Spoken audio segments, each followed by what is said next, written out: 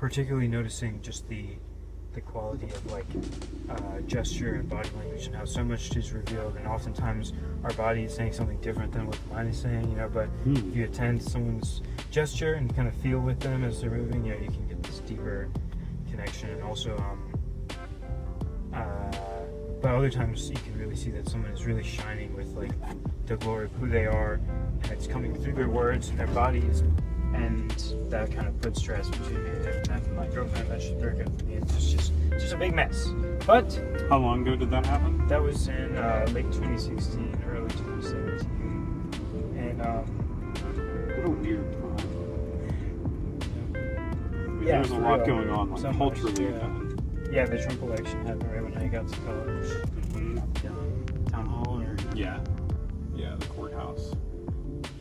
It's a shame they don't make buildings like that anymore. Yeah, it's funny because look at the addition. Yeah, you can like the stark contrast of architecture is like right there. And so yeah, that's basically kind of my theory. So like or not my theory. I don't have a freaking theory of everything or anything. You know, it's just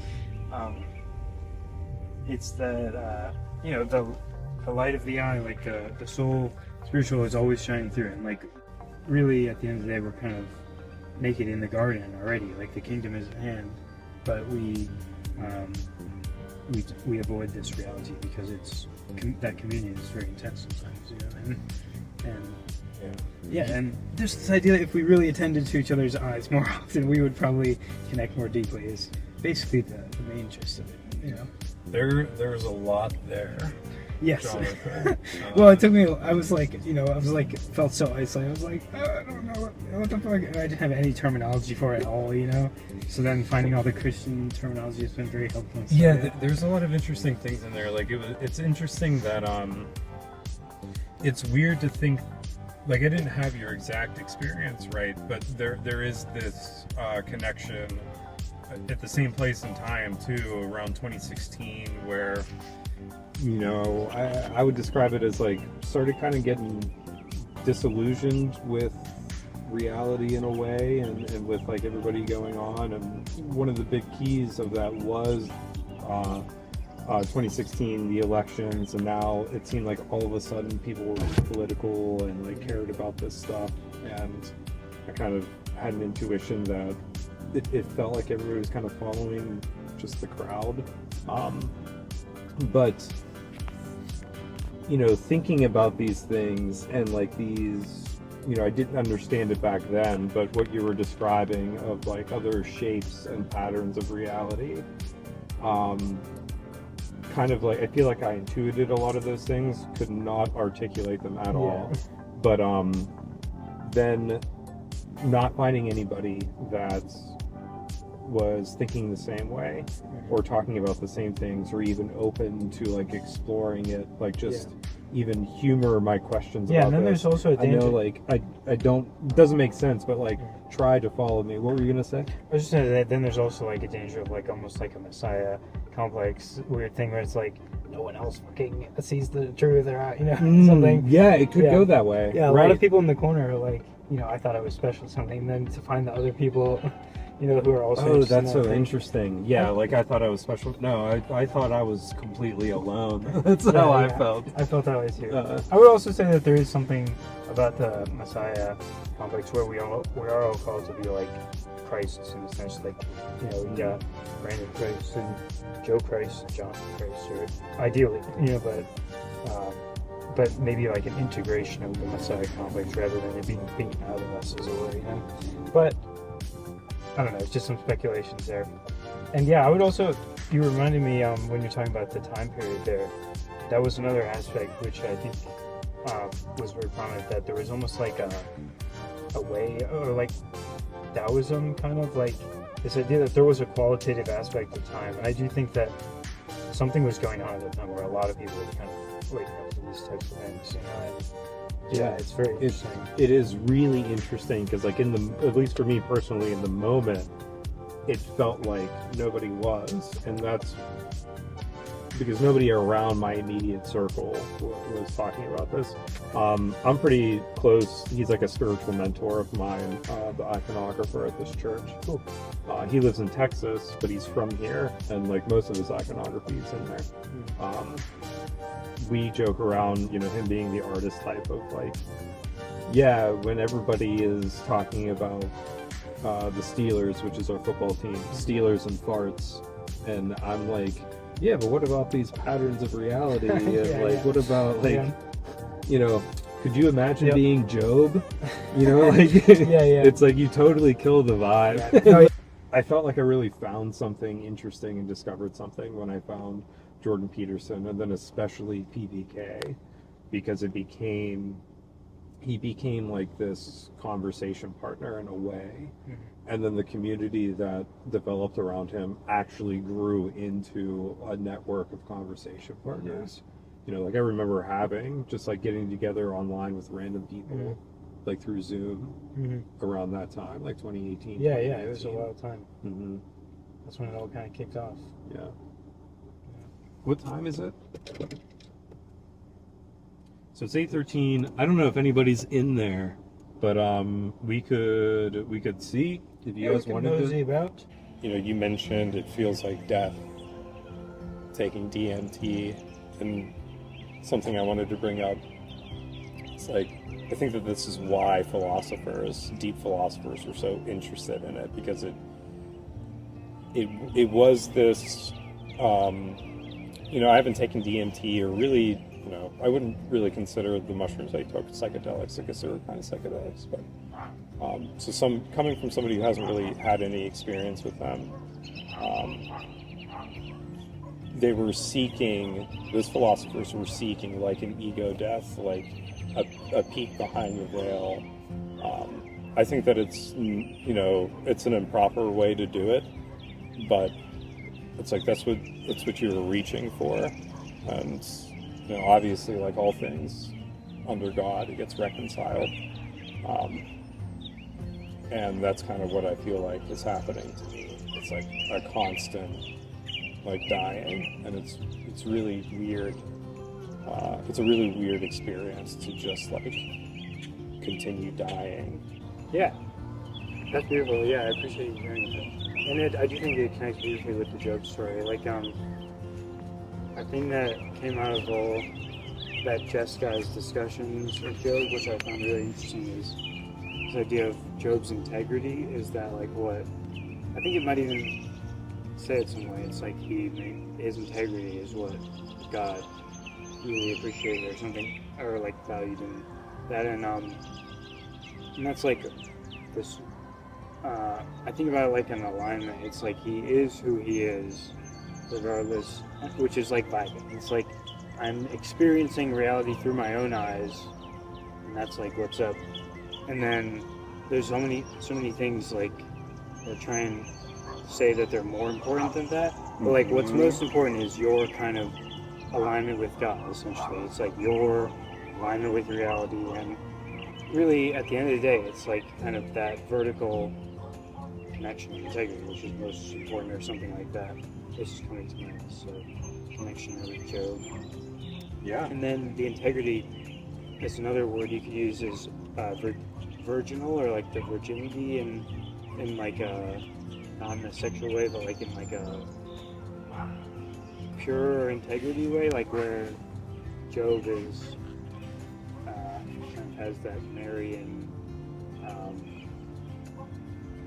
Like innocence in a way. yeah, it's almost like undefiledness, you know. It's like he's pure on his thing, you know, and that's a connection that was made in these conversations that I've heard as well. That's really interesting. I never thought about that. It really, I was thinking about that for a while, and I still am thinking. It's like, So like from what I understood, or from something that came to my mind, was this reconciliation where you would have to presume, for this point of view, you would have to presume that Job was born this way, and he just had everything from the start, so he never experienced the like darker side of life. Is that kind of? I think that would fit. Okay. That's what came to my mind. Yeah, and then maybe that's like part of that story is to realize like God, it's not, because that's the thing that his friends were all like, no, if something bad happens to you, it's because you did something wrong. Yeah. But in reality, no, like bad things happen to us also for a good reason, probably, something like that. Mm-hmm. And like sometimes to sit in that suffering is like what we're supposed to do or something. Yeah. Or like sometimes it's like we're not gonna know. Yeah. Yeah. Which is people really don't like that. Yeah. Yeah. I want to say another thing, which is in terms of psychedelics perhaps being improper. I would also, so now that I've shown you that cosmos, I kind of think about it, it's like an interpretive framework for like basically everything. It's crazy how it shows up everywhere. And I think about, Steiner also talked about Lucifer and Ahriman instead of Lucifer and Yaldabaoth, but it's basically the same distinction, whether you can go to one extreme or the other, and Christ is in the balanced middle. And I think Lucifer is, in my mind, associated with like magic and pharmacon and Gnosticism, where it's about personal revelation and gnosis and freedom and like magic in the sense of like pharmacology also. So the point being is that I think about tripping as a Luciferic thing to do. Where you have the tradition, like the codified default mode network is doing things as it's used to doing, then you can radically interrupt it. Like, but if you're tripping all the time and stuff, I think it's no good. Or maybe even in general, like there's not a appropriate way. But basically, what I'm saying is like I would associate that with like the thing is I think about Lucifer as ambivalent. It's like there's a good useful function, which is to have a revelation of something new, of changing up the status quo. But if you're focused on that, then you get like wokeism, where it's just focused on the strange and like the foreign and no tradition, no center. It's all about the fringe and like, and I think we live in Luciferic times right now. There's no real tradition, no grounding into the past or the earth, the material. It's all up here jargon, freaking, and it's of course the sexual liberation aspect and like the drugs everywhere. It's like Luciferic time, I think, because like the first 1,000 years after Christ was more about that left side of that chart thing, and then where it's about tradition and hierarchy and stability and structure and that, and then the second 1,000 years you get science and freedom and individualism and so right now I think we're kind of in like this height of Luciferic stuff. We see that with the pharmacon nonsense of COVID and stuff like that. Mm-hmm. And so the point being there is that I would say that it's Luciferic to trip, but that's not necessarily always bad. But I would probably. No, I would agree with Something you. like Like it short circuits the process, so it's almost like you're, like you just jump into the NFL without training at all, or something like that, and you're just going to get wrecked. Yeah. So like it could be bad, but it also could be used for good. Like maybe I that experience could be really formative for you. Yeah. Being in the NFL before you're ready, but like you got to really pay attention and know how to use it. Yeah. Yeah. That's one thing that I was thinking of, was like maybe there is a way where it would, because right now there's so many people who have trips and they have horrible experiences and it just causes huge trauma in their life.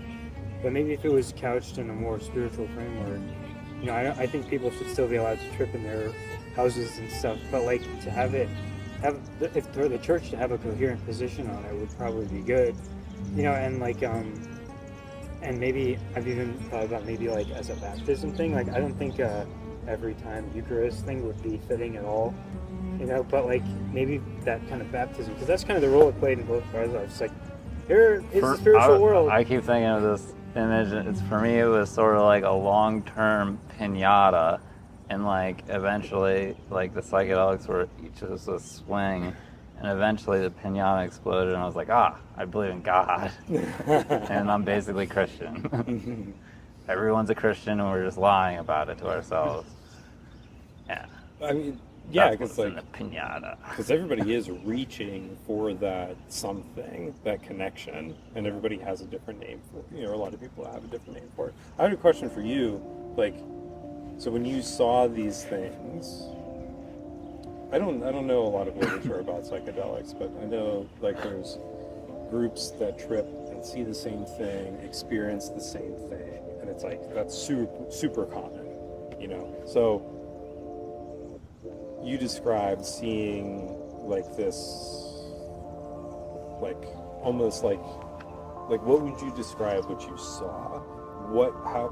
How would you relate? How would you put it on a spectrum of like reality? Like, do you think you saw a little peek behind the veil, and are you seeing like just the spiritual realm in general, do you think, or do you think that there's like some nefarious principality or power that is like trying to deceive you?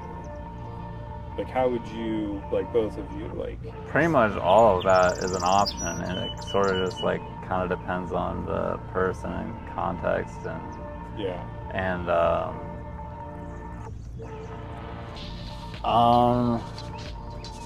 dang it, I keep forgetting. I'm about to start saying something off.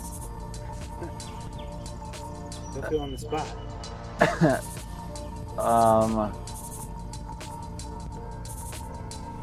Oh my god. The things that you saw, do you feel like other people have seen them? Definitely, people see a lot of the same things, and there is something to like some of the times I was worried that I was just seeing them because I had like read trip reports before I even like could get my hands on psychedelics. I was interested in them and drugs in general, and then I was learning about them and reading about them. It was like my first religion of sorts. And then I finally got them. Perhaps. Yeah, and then I finally got them, and yeah, it was all, I don't know, it was good at first, and then I don't know. So you're specifically asking about that thing? Oh yes, you can definitely, it definitely feels more than real. So it's like, it's super understandable that everyone pretty much thinks that one way or another. And like specifically when you like get to the point on most of these types of drugs, psychedelics-ish things, even like ketamine, where you like break through, that's kind of like a term that's kind of loosely used. Like once you get to that point of the high where you break through, you basically go insane. And that's kind of like where you come in contact with God, essentially, in some shape or another, depending on you. It depends a lot on the everything depends on the person and their experiences and all sorts of shit. But to some degree, there's also, if you shoot far enough out, it's like the same experience for a lot of people. And then, like a lot of times people say like feeling of oneness with everything, or like yes, that's like pretty easy to achieve. Like even as a young kid, I got that like after a few tries of doing psychedelics. I'm just like, whoa, like we're all humans, and everyone's like pretending we're not, and everyone's crazy, and it just kind of actually made me like more separate to some degree. And then I didn't have psychedelics or drugs for like quite a long period of time, and just drank. And I was a hardcore alcoholic, and I drank like a fifth of vodka like every day. And That's a lot. yes, and when I finally, when I would like run out of money or whatever, I would withdraw for like a week. I've like been awake for like a week once, just from like not having alcohol. It's fucking insanity. Wow. Yes, very, very nuts. And then the last time I quit drinking, I actually had a little seizure. And then so that's how I like decided to like get back into psychedelics, because I was like, I probably like fucked myself up from all this drinking, because I was planning on dying, which did not happen. I was not even close to dying. I was just like fucking putting myself through hell. And so I was like, I'll grow these mushrooms and fix my brain, because I like didn't have anyone to get them from, because I had like no network of anyone pretty much. I have one friend, Chuck, and he also could not get drugs. And Some friends. yes. What the heck? So I had to learn how to grow them, which was like actually in itself quite the experience, because like I hadn't done anything or like achieved anything or learned anything in a long time, and like I like acquired all the things, and it's not easy to do. Semi-legal. I had to get like a pressure cooker and learn how to do it, and didn't get it right the first couple times, and finally got it. And then like it actually did help me like a shit ton, like with my sleep and just everything. And I don't know if I did fuck up my brain from, it was just a little seizure, so I don't think so. But it, all in all, I'd say it was definitely good. And yeah, even just like the whole process in general, not just because you don't have to like eat a whole bunch of them to like help depression and stuff. You can microdose. Mm-hmm. But also like it's not going to help everyone either, it seems like. Yeah, that's right. Yeah. It's not like it's even like, I don't know, but it's super fucking good. Yeah, especially microdosing. I'm really a fan of microdosing. Mm-hmm. So how would you, like, so you've been on quite the journey, and like what you were describing before, you like really isolated, you by yourself. I don't know how long ago that was, but it sounds like you went from like having like no community to now like at the far end of it, like meeting up with basically strangers and doing a road trip and like just being with people. Yes, I literally, there was a point where I didn't say a word for like an actual word out of my mouth for like a month. And it was like during COVID around there, and like when I actually said something, I was like, oh, like I forgot the sound of my voice. Well, of course, we are also always speaking with our body. This is what I was trying to say. Yeah. But yes, it's true. You know, that's Steiner said eurythmy, like, because the larynx, if you think about it, is making gestures. You know, it's bodily movement. And so the whole body is, the larynx eurythmizes, is what he said. So the whole body can do that as well. Trying not to sort of question my vape. But I asked you without saying it. Yeah. With my body. Yeah. Yes. Yeah, here we are doing the new things. I want to say something also about the, you asked about like, do you feel like there's a principality or being or something? I think... Oh, I had more too, shit. Sure, you can, or let me toss this one real quick. Like,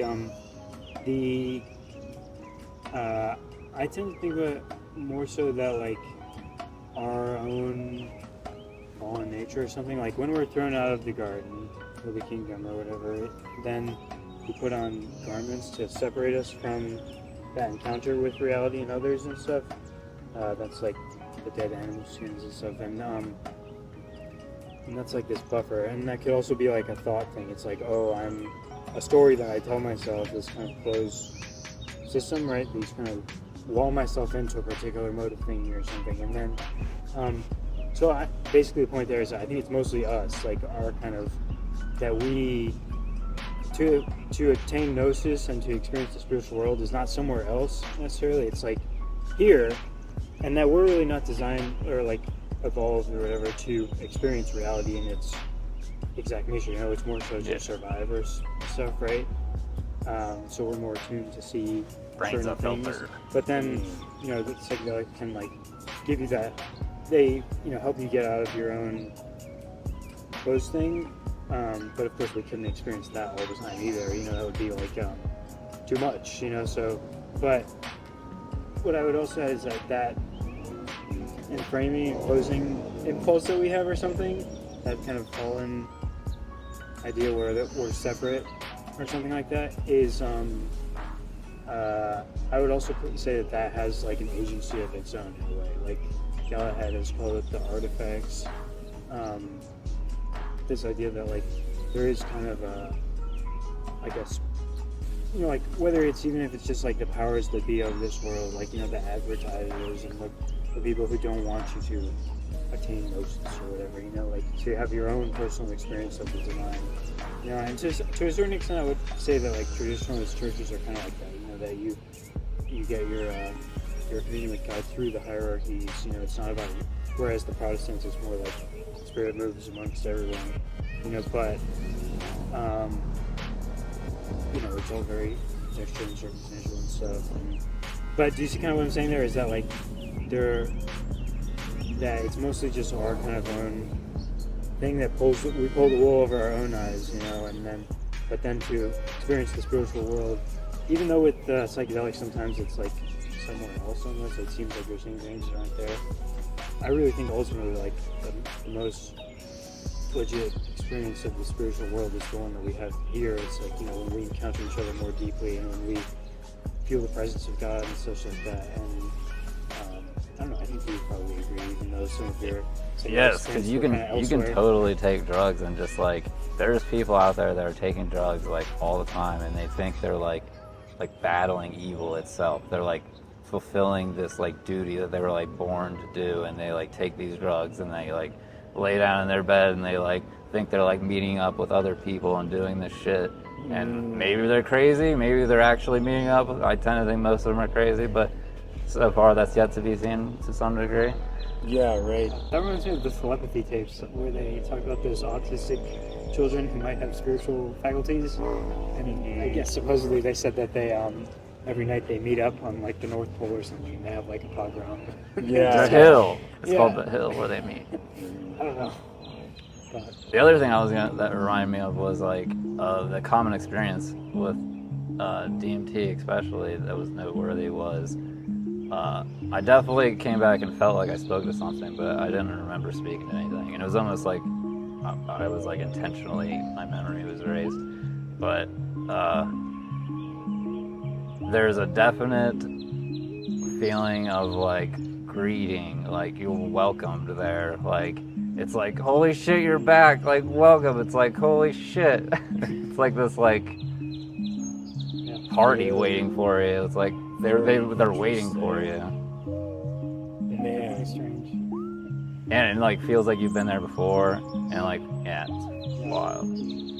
There's the Terrence McKenna Machine Elves connection, which I can make. But I wanted to, before I forget that, I would say like perhaps a correct thing for psychedelics in the church would be like as baptism. You know, like you could, if it was like, here, come on in, you know, you have this mystical experience in the church, you see all the icons and the beautiful organ music and like, or whatever music, and like then, you know, like that's kind of your initiation. Like we don't really have initiation experiences anymore with people, you know?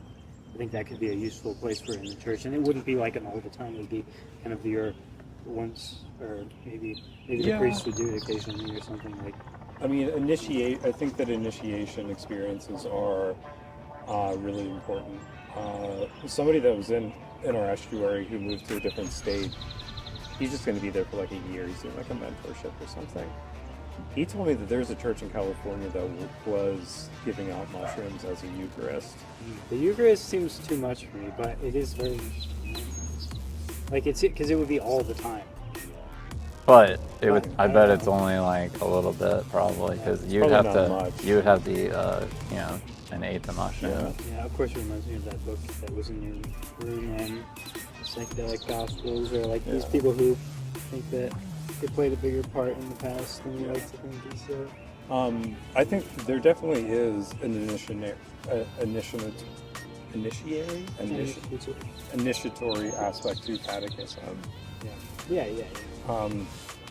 It's not necessarily this abrupt thing.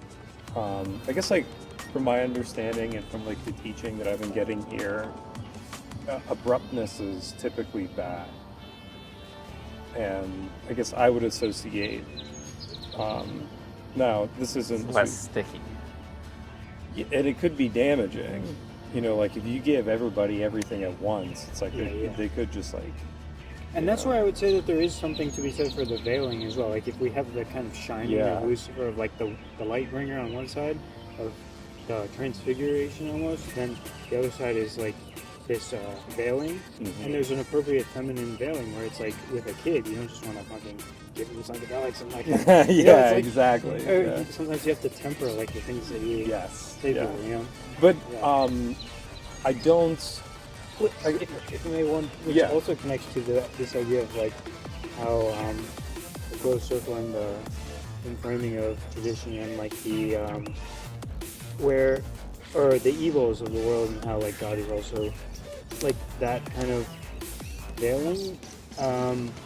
the sense that there is a point to like not being in the full presence of God all the time. Like, why do we come into the fallen world, or like, you know, why do we experience separateness or something? It's because like that, if we were just in that divine light all the time, like the pure vision of God, of oneness or something, like what's the point? You know, it's like there needs to be differentiation as well, and and so like just to your point about like how suffering also, you know, plays a role and stuff. Yeah, I wouldn't say that that's. It kind of goes with the veiling in a sense, because the Yeah. veiling of feminine nature, it's like that we come into this, we think it's a closed world, even though there is still communion and grace and presence of God, but there is a point to like kind of entering the matrix and see, like, you know, like getting lost in the illusion. Like in Hinduism, it's like the idea of Leela, that God loses himself in play, you know, like to see what happens or something like that. Mm-hmm. I'm not familiar with that idea, but it's interesting. What I wanted to say is that I don't know, correct me if I'm wrong, it almost sounds like people that have had these psychedelic experiences that have brought them closer to God and onto like this path of like really taking these things seriously, whether you haven't had that background or whether you did have that background. And you know, like a lot of people's experience that did have that background, they would ask good questions and then get like shooed away. I mean, you know, that's not good. So coming into this space now, do you feel like a little like I don't know what the right word is, but it's like there are a lot of like Christians and like in this space that maybe have never done drugs at all, and your experience, they're not going to understand it, but it was so formative for you to go through it, to be where you are. You want to give it and want maybe even other people to respect it for what it is. It's not a huge part of our kind of vision of this, but definitely like our kind of. It mostly just comes up because we have to explain who we are. Yeah. But like in general, there is like just in general in the world, there's a lot more openness to psychedelics now. Yeah. Which is weird because it could go poorly because people can use it in whatever direction. It's just another tool. There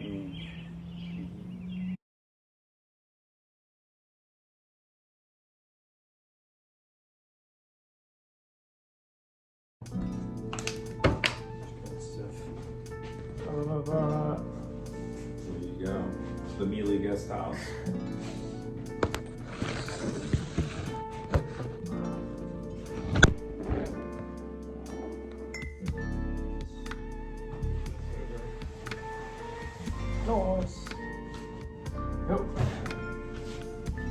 Thank you guys for coming here and letting us host. It was wonderful. Really cool to see how this community, this TLC has grown, and I'm thankful for you guys. Great conversation. Thank you for hosting us. Amazing host. Thank you. And had a great time. Hopefully we'll see each other again, not too long from now. Yeah, for sure. Cool. Maybe one quick shot. Yeah. Perfect.